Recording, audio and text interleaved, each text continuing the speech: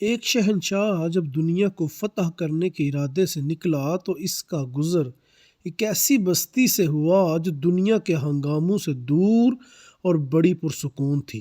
یہاں کے باشندوں نے جنگ کا نام تک نہ سنا تھا اور وہ فاتح اور مفتوح کے معنی سے ناآشنا تھے۔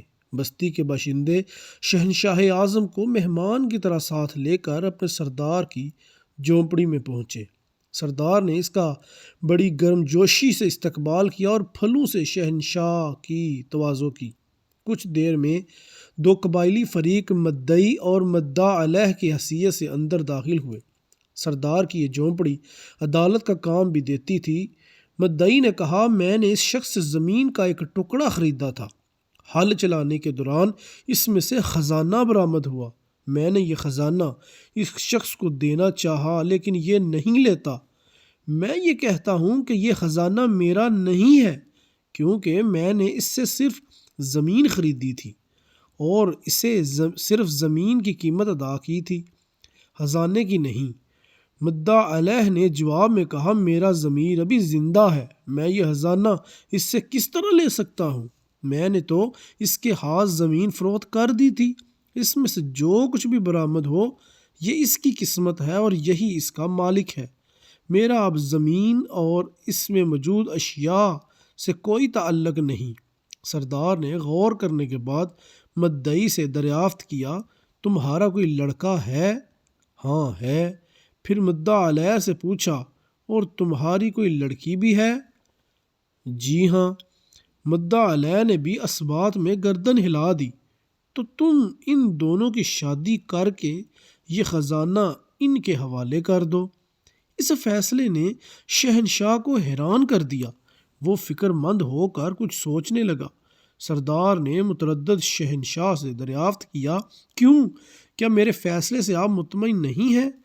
نہیں، ایسی بات نہیں ہے، شہنشاہ نے جواب دیا، لیکن تمہارا فیصلہ میرے نزدیک حیران کن ضرور ہے۔ سردار نے سوال کیا، اگر یہ مقدمہ آپ کے روبرو پیش ہوتا تو آپ کیا فیصلہ سناتے؟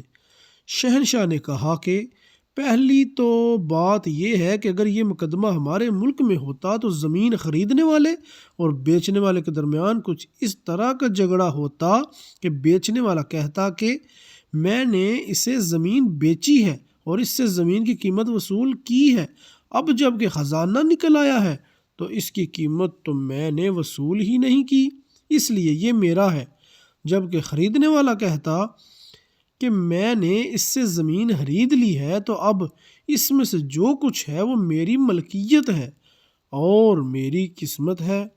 سردار نے شہنشاہ سے پوچھا کہ پھر تم کیا فیصلہ سناتے؟ شہنشاہ نے اس کے ذہن میں موجود سوچ کے مطابق فوراً جواب دیا کہ ہم فریقین کو حراست میں لے لیتے اور خزانہ حکومت کی ملکیت قرار دے کر شاہی خزانے میں داخل کر دیا جاتا۔ بادشاہ کی ملکیت۔ سردار نے حیرت سے پوچھا، کیا آپ کے ملک میں سورج دکھائی دیتا ہے؟ جی ہاں، کیوں نہیں؟ وہاں بارش بھی ہوتی ہے؟ بالکل۔ بہت خوب۔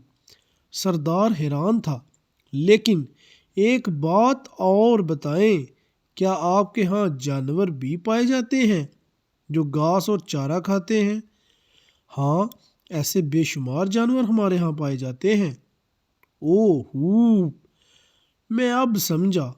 سردار نے یوں گردن ہلائی جیسے کوئی مشکل ترین بات اس کی سمجھ میں آ گئی ہو۔ تو اس ناانصافی کی سرزمین میں شاید انہی جانوروں کے طفیل سورج روشنی دے رہا ہے اور بارش کھیتوں کو سیراب کر رہی ہے۔ شاید ہمارے پیارے پاکستان میں بھی جانوروں کے توسط سے ہی ہمیں روشنی، ہوا اور پانی میسر ہے۔